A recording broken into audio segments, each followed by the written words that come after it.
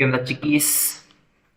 Buenos días, buenas tardes, buenas noches, sea el momento en el cual estén viendo esta grabación.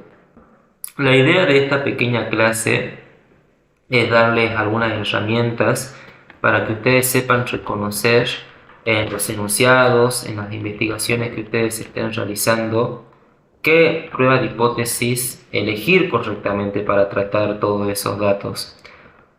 Les va a servir para lo que son los trabajos prácticos, los parciales, el recuperatorio, si llegan hasta ahí, los finales, o incluso también para la investigación que estén realizando en psicología experimental, porque ahí también tienen que hacer uso de las pruebas de hipótesis. Para esto van a tener que tener a mano un cuadrito que yo subí junto a esta clase. Es un cuadrito que tiene todas las pruebas de hipótesis con distintas características, su n de cada prueba, con cuántas muestras trabaja, con qué variable trabaja, con qué diseño trabaja. Así que teniendo a mano ese cuadrito, lo primero que voy a hacer es hablarles de qué significa cada una de las cositas que está puesta ahí, para que ustedes puedan reconocerlo bien, para que ustedes puedan también empezar a diferenciar un poco de las distintas pruebas.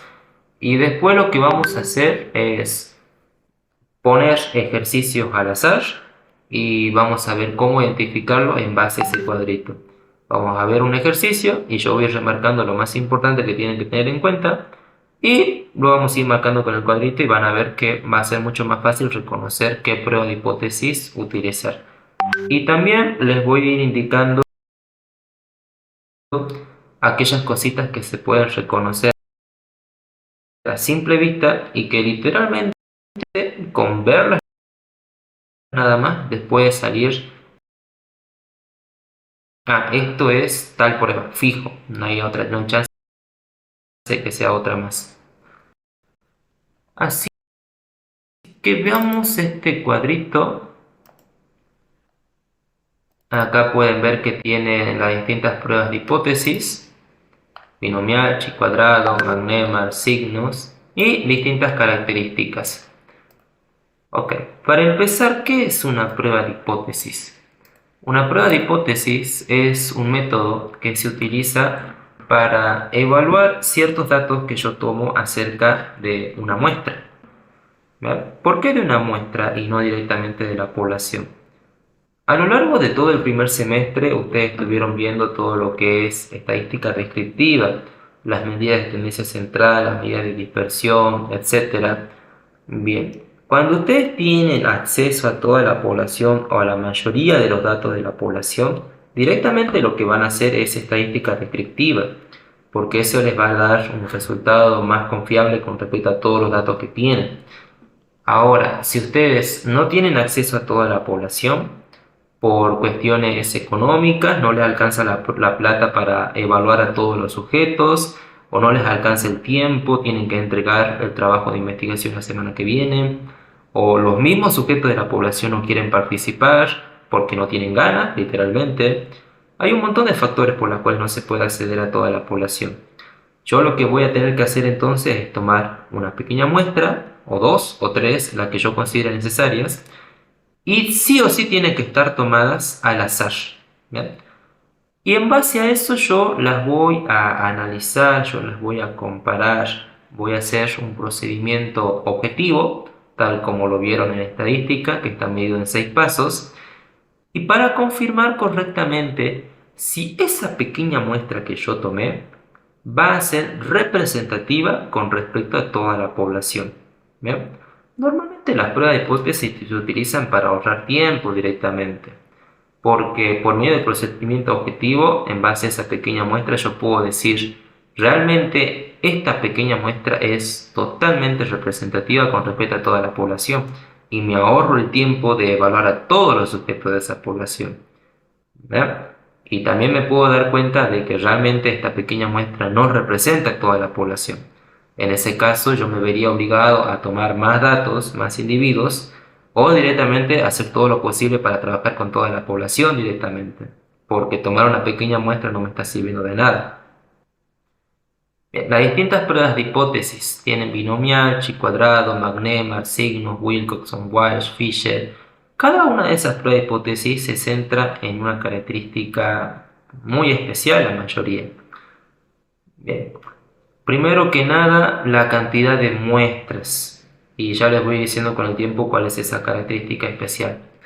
La cantidad de muestras puede ser una, puede ser dos, o puede ser más de 2 directamente, que esas ya son las trabajadas por la chi cuadrada de 2 por k y la extensión de la mediana.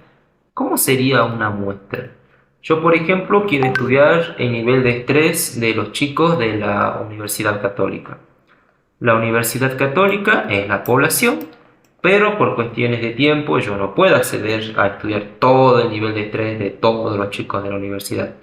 Entonces, de manera aleatoria, por ejemplo, yo me paro en la entrada de la universidad y a medida que se bajan los chicos del cole, les voy preguntando: ¿qué tan estresado te sentís con respecto a la universidad? Y puedo tomar una muestra de 40 chicos al azar. Cada uno me da su respuesta y listo, ya tengo una muestra. ¿Cómo serían 2 muestras? Bien, directamente yo puedo basarme en el género y decir, bueno, yo voy a tomar una muestra de chicos y otra muestra de chicas. Con respecto a la facultad, voy a tomar en cuenta la Facultad de Ciencias Jurídicas, la Facultad de Artes y Ciencias. Ahí ya tengo 2 muestras. O 3 o más, la Facultad de Artes y Ciencias, la Facultad de Ciencias Jurídicas, la Facultad de Arquitectura, la de Veterinaria, la de Turismo. Más muestras. ¿Cómo sería la diferencia entre relacionadas e independientes? Porque eso es lo que más cuesta diferenciar. Bien, para poder saber cuándo son relacionadas, primero que nada tengo que darle bolilla al diseño, que es antes y después, o sujeto de su propio control, que es lo mismo, y emparejamiento o apareamiento, que es lo mismo. Mientras que las independientes trabajan con un diseño de 2 poblaciones diferentes o con 2 tratamientos diferentes. Antes y después. Cuando se toma una muestra, eso se considera como un primer momento. Yo a esa pequeña muestra yo le puedo hacer una pregunta con respecto a ¿qué tan motivado te sentís para seguir con tus estudios, por ejemplo? Y cada chico me hace una respuesta de yo me siento muy motivado, yo la verdad no estoy muy motivado que digamos, me da igual.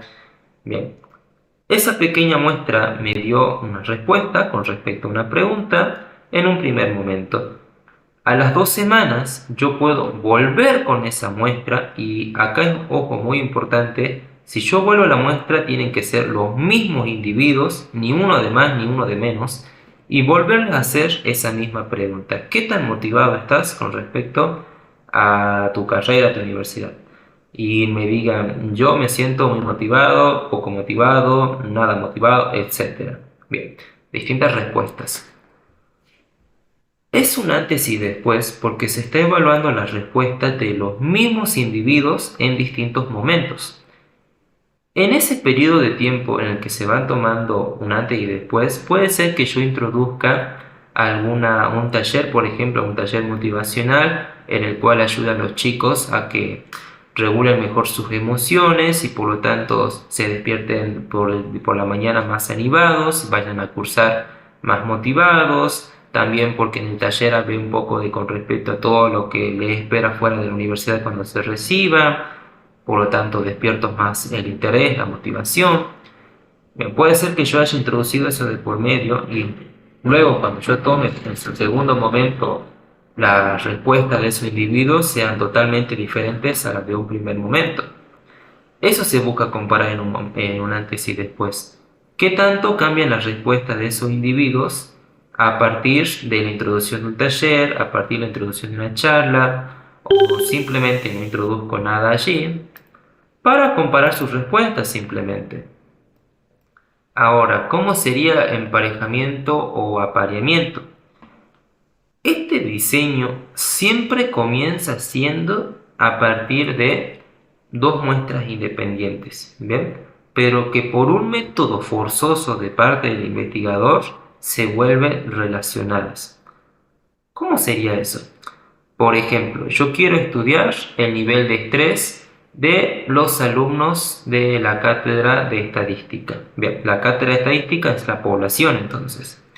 Yo voy a tomar una pequeña muestra con respecto a varones y otra muestra con respecto a mujeres. Hombres y mujeres, porque la cátedra siempre trabaja con los mismos ejemplos, siempre se trata de los géneros principalmente. Entonces, a los hombres yo les hago una pregunta. ¿Qué tan estresado estás con respecto a esta materia de estadística? Y a las mujeres le hago la misma pregunta. ¿Qué tan estresado estás con respecto a la cátedra de estadística? Y cada uno me da su respuesta. Bien.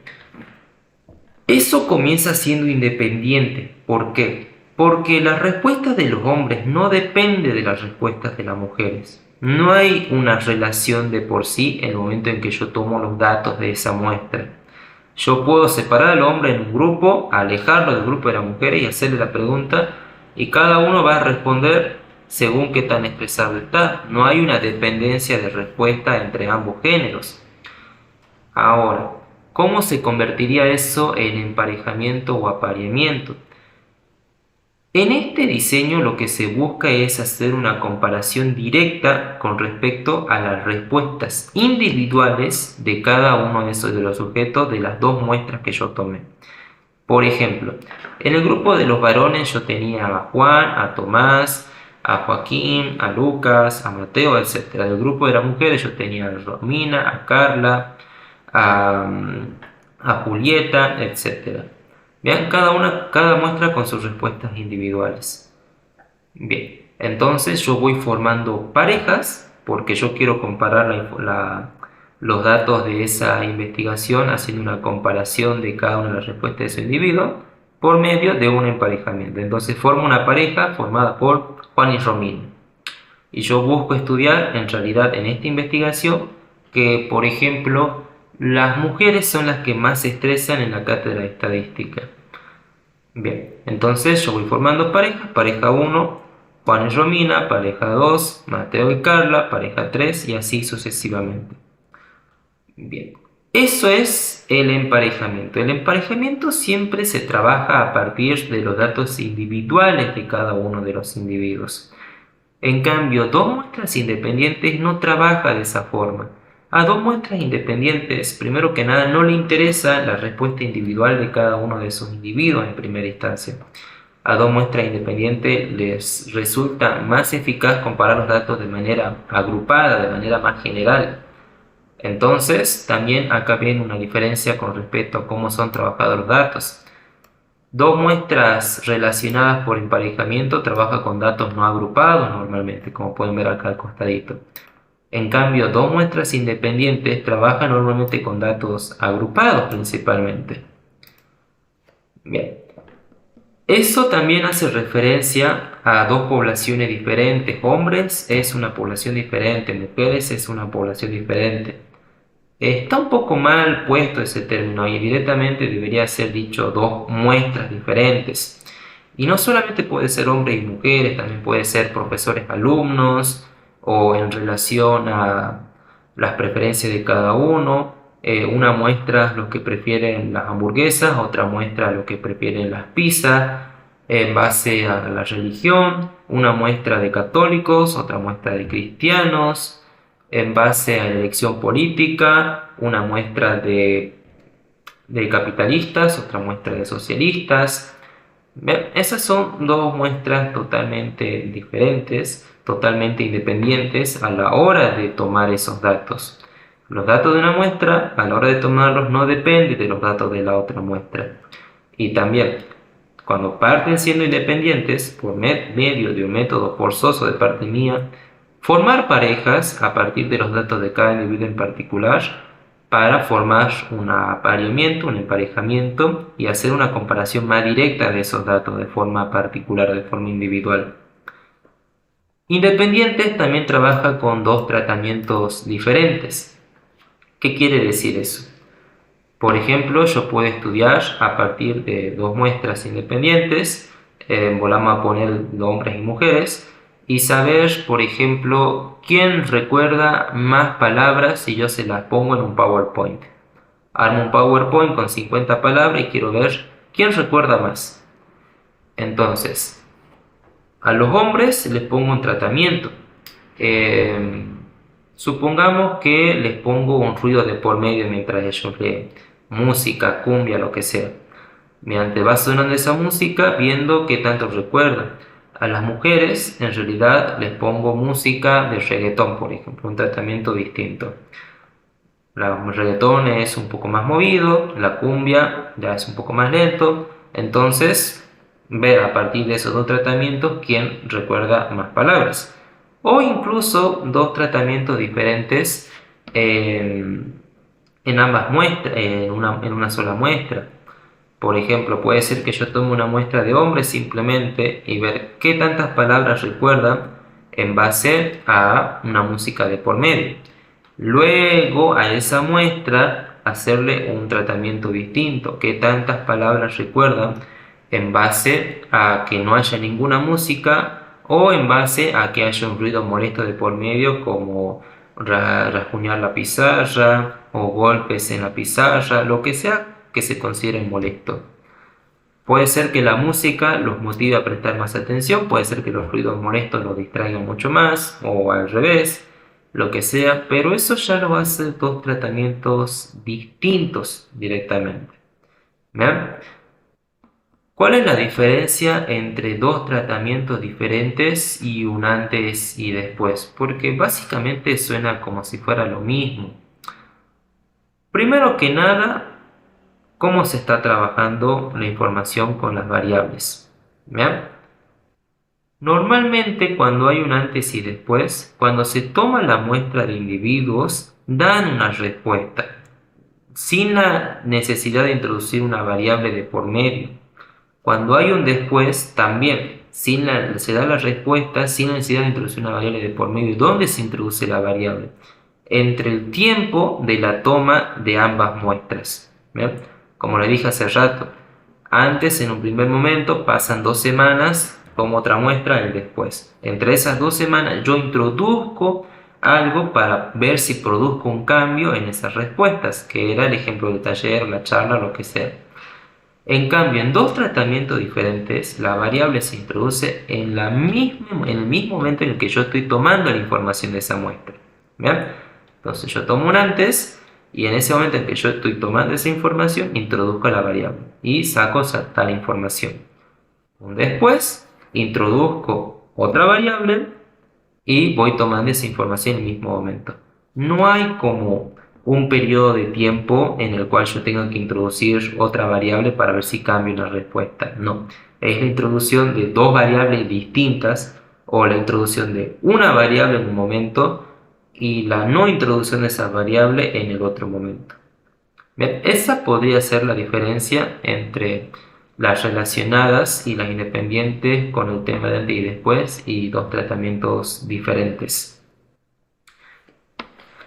Ahora, ¿cómo son expresados los datos? Los datos pueden ser expresados de forma agrupada y no agrupada. Ya recordarán en el primer semestre que agrupado es cuando yo tomo los datos de forma general sin tomar en cuenta la respuesta particular de cada individuo. Yo pude haber hecho una pregunta de qué tan estresados estaban con respecto a la cátedra de estadística y agrupar a los chicos en dos respuestas directamente, los que están muy estresados y ahí tengo 50 chicos y los que no están estresados y ahí tengo a 30 chicos. O pueden ser no agrupados, teniendo en cuenta la respuesta individual de cada uno, y para eso yo tengo que tener que Romina está muy estresada, Juan no está estresado, Lucas está medio estresado, y así sucesivamente una respuesta distinta con cada individuo. Ahí sería el ejemplo de agrupados y no agrupados. El N. El N es la cantidad de sujetos que participan dentro de la investigación, dentro de la muestra. Normalmente muchas de las pruebas tienen el N ya prefijado, pero hay otras que no lo tienen y para eso yo puse no importa. Con no importa quiero decir que puede ser un N de 50, de 100, de 200, de 300, no importa. ¿Bien? De todas formas se puede utilizar tal prueba con tal muestra. La naturaleza de la variable. Bien. La variable puede ser entendida de tres formas acá. Puede ser cualitativa, arbitrariamente cuantitativa o cuantitativa. Cualitativa hace referencia a un dato, a una característica de esa variable que pueda ser expresada con palabras y no con números. Una variable cualitativa puede ser el estado civil de una persona, el género que tiene, las preferencias, el estado civil, etc.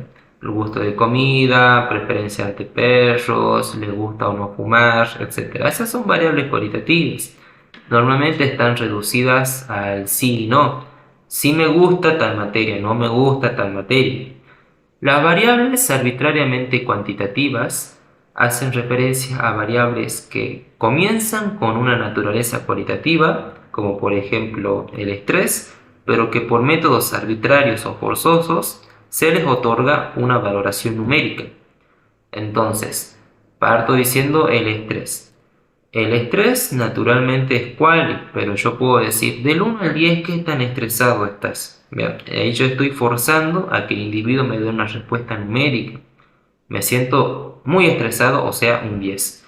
Me siento nada estresado, o sea, un 0. Me siento moderadamente estresado, o sea, un 5. Normalmente, las arbitrariamente cuantitativas están relacionadas con el nivel de autoestima del 1 al 10, el nivel de confianza del 1 al 10, siempre una variable quali que se expresa numéricamente. Las variables cuantitativas son aquellas que, desde su propia naturaleza, desde un inicio, son expresadas numéricamente, como el peso, la altura, la nota que se sacaron en tal materia, en tal examen, la cantidad de litros de agua que toma al día, la cantidad de horas de ejercicio que realiza, la cantidad de horas de estudio que hace, etc. Son variables que se pueden medir numéricamente desde el mismo inicio. Esa es su forma natural. Y las variables quali pueden ser entendidas desde el término ordinal y nominal. Ordinal hace referencia a que tienen un orden. Un orden que yo puedo decir esto va primero que esto y esto va primero que esto otro.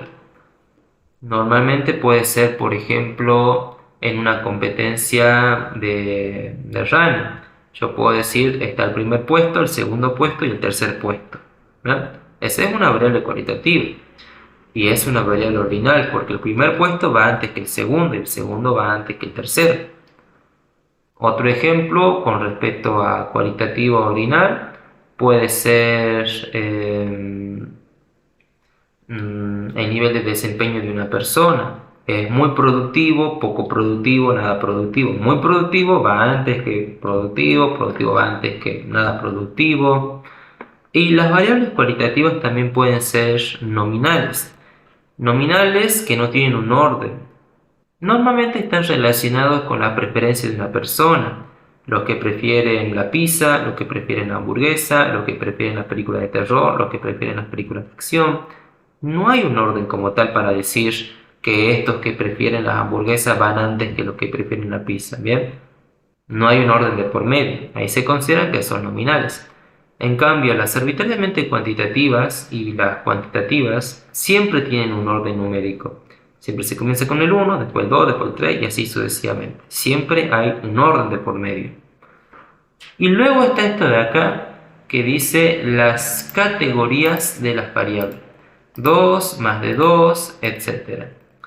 Las categorías de las variables son las respuestas que yo voy a recibir con respecto a la variable que yo estoy estudiando. Entiendan a la variable como algo general, como una pregunta general.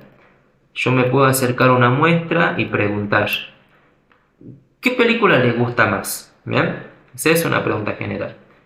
Ahora, si yo hago una pregunta abierta, estoy esperando recibir distintas respuestas de todos mis participantes y seguramente uno me diga a mí me gustan las películas de terror, a mí las de comedia, a mí las de drama, a mí las románticas y así sucesivamente yo voy recibiendo distintas respuestas con respecto a esa variable. Esas son las categorías de la variable. Acá dice 2. Por ejemplo, acá ya dependería más del límite que yo ponga, la respuesta que me puedan dar. Y directamente con las películas puedo decir, chicos, ¿ustedes qué prefieren? ¿Las películas de terror o las películas de drama? Bien, yo estoy limitando sí o sí a 2 respuestas de variable. O más de 2 y decir, chicos, ¿ustedes prefieren las de terror, las de comedia o las de drama? Bien. 3 respuestas, lo puedo limitar yo, o directamente la cantidad de respuestas que me den los chicos. Más de 2 también pueden ser las notas numéricas, por ejemplo. ¿Cuántos se sacaron en el primer parcial de estadística? Uno me va a decir, yo me saqué un 2, yo me saqué un 3, yo me saqué un 4, yo un 5. Esas también son categorías de variables, son distintas respuestas con respecto a esa variable que yo estoy buscando estudiar a la nota numérica. En ese caso son más de 2 categorías. Bien, entendiendo de forma general cada una de estas características, podemos empezar a ver cómo sería con cada una de los distintos enunciados. Yo les aconsejo que cuando lean un enunciado, primero que nada, vean la variable. ¿Bien? ¿Qué variable se está buscando estudiar? Porque normalmente los profes buscan evaluar las muestras relacionadas y las independientes antes que las de una muestra, porque esas son las más fáciles de resolver. Cuando se centren en la variable, fíjense principalmente el diseño, si es antes y después, apareamiento o si son 2 poblaciones diferentes. Cómo están presentados los datos, no agrupados, agrupados. Estos 2 son los que les va a permitir diferenciar cuando son relacionadas e independientes. Cuando ustedes digan son relacionadas estas 2 muestras y empiecen a decir, pero ¿cuál de estas 4 será? Ya que las 4 son relacionadas, fíjense en la variable, en su naturaleza, si es quali, si es arbitrariamente cuantitativa, si es cuantitativa y la cantidad de categorías de esa variable. Bien, estos 2 son los principales para diferenciar cada una de las pruebas relacionadas. Ahora, si ustedes identificaron si son independientes, fíjense principalmente en el n de esa muestra. Si es 20 o menos, si está entre 20 y 40, 40 o más, o también en cómo están los datos, si agrupados o no agrupados. Estos 2 son los más importantes para determinar cuál de las pruebas independientes utilizar. Así que vamos con un ejercicio al azar. Yo acá tengo 130 pruebas estadísticas que saqué de la cátedra, de los trabajos prácticos, de los parciales. Hay muchos que creé yo. Así que veamos al azar un ejercicio. Bien. Ejercicio 56. En un certamen de belleza realizado en el 2019, las mujeres patrocinadas por una empresa de modelaje llamada The Manager fueron calificadas como lindas, muy lindas y hermosas. El encargado de mantener a las chicas en forma y el maquillaje exigió que esas calificaciones sean cuantificadas para ver si en un futuro podría mejorar esas calificaciones al menos en algún punto más.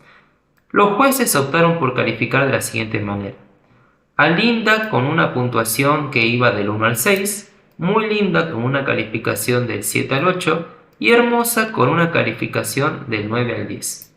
Los puntajes obtenidos en 2019 fueron que Marisol 9, Lucía 8, Janina 7, El encargado supone que los puntajes entre el 2019 y la nueva presentación en el 2021 iban a mejorar, por lo que en el 2021 iban a tener notas más altas. Y acá están los datos del 2021. Bien, acá podemos ver a simple vista un antes y después. ¿Por qué? Porque en el 2019 se tomó una muestra y en el 2000, y acá hay un error de tipeo mío, acá debería decir 2021, se tomó otra muestra. Pero ambas muestras están conformadas por los mismos sujetos. Acá pueden ver que está Marisol con un 9 y acá está Marisol nuevamente en el 2021 con un 8. Está Lucía, Janina y los mismos sujetos. Jessica, Camila, Esther, Mariela, Luna y así sucesivamente. Dos muestras relacionadas trabajan siempre, como les dije, con los mismos individuos cuando se hace un antes y después.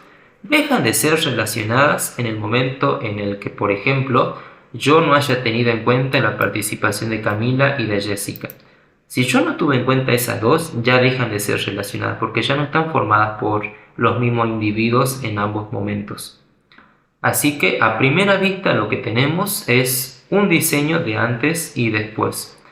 Así que vamos al cuadrito y buscamos qué pruebas trabajan con ese diseño. Y vamos a ver que antes y después trabaja lo que es McNemar, trabaja lo que es Signos, trabaja lo que es Wilcoxon, trabaja lo que es Walsh.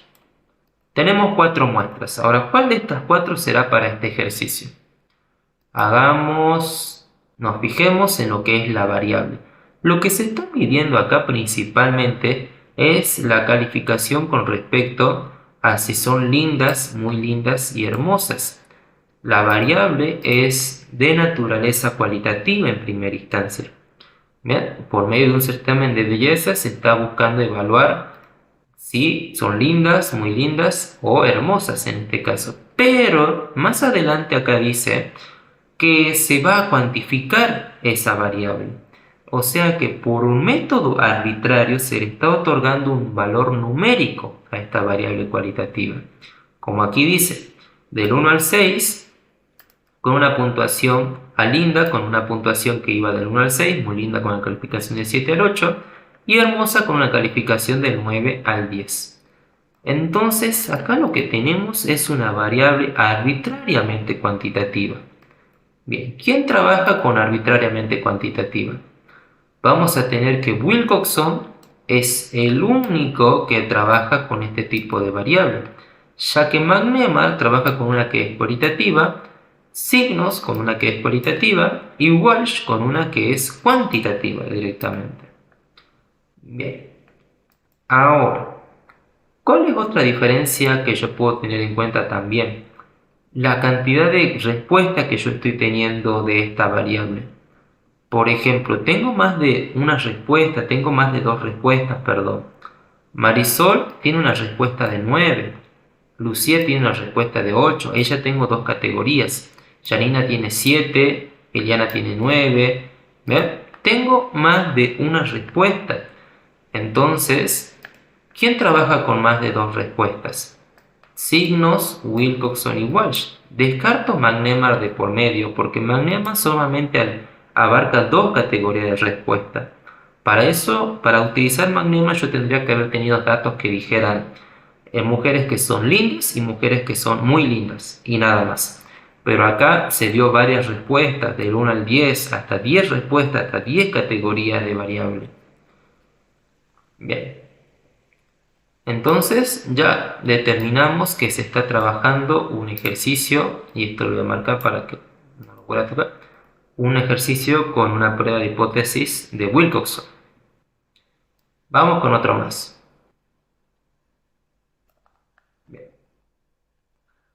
Los empleados administrativos de la Cámara de Senadores de la provincia de Salta desde el día 14 de noviembre de 1988 fueron trasladados de su dependencia de Mitre 550 a un local cito en calle Balcarce 980.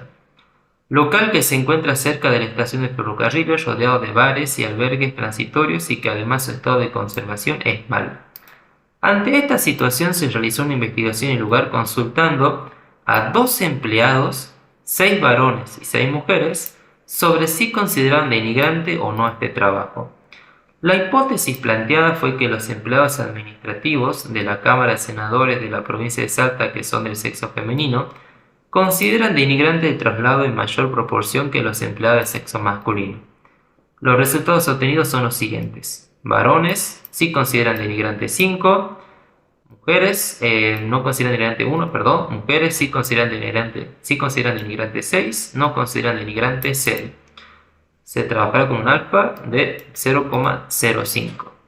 Bien, acá la variable que se está buscando estudiar es si se considera denigrante o no lo que es el traslado.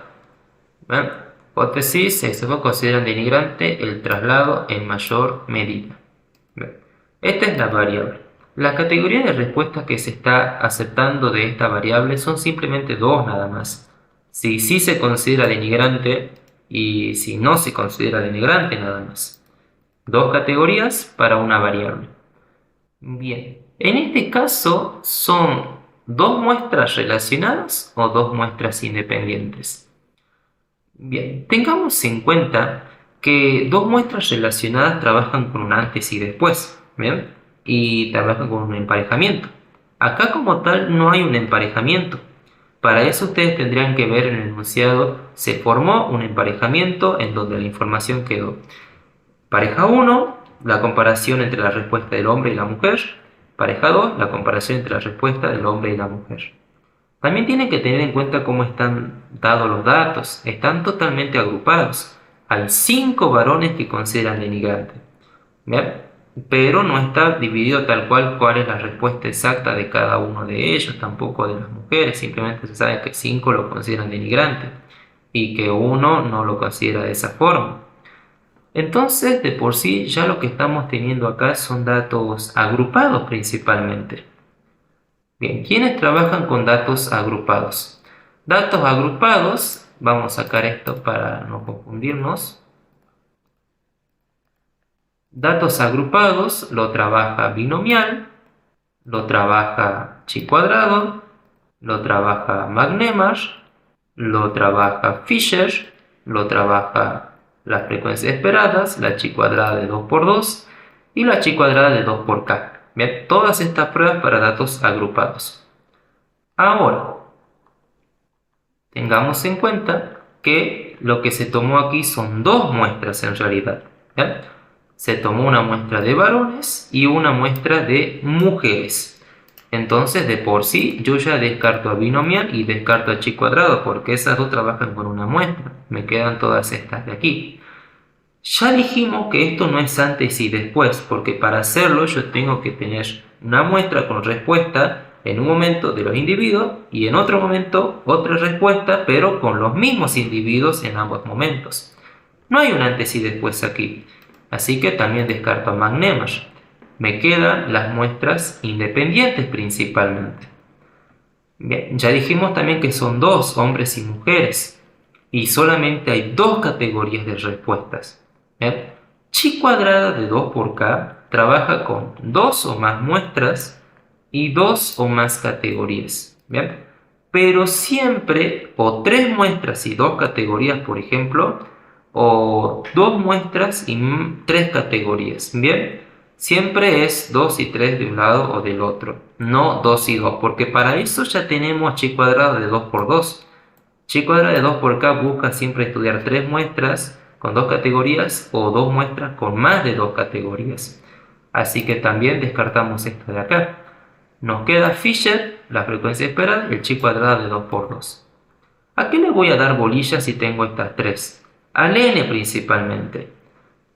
¿Cuál es el n de esta muestra? Bien, son 6 varones y son 6 mujeres, o sea que es un n en total de 2 individuos. ¿Quién trabaja con un n de 12? Van a tener que Fisher es un n de 20 o menos. Ya queda establecido que es Fisher porque la frecuencia esperada trabaja con un n de 20 a 40. Ya dijimos que es 2, lo descartamos. Chi cuadrada con un n de 40. Ya dijimos que es 2, totalmente descartado. Nos queda Fisher nada más. Esa sería la prueba a elegir en este enunciado. Ahora, veamos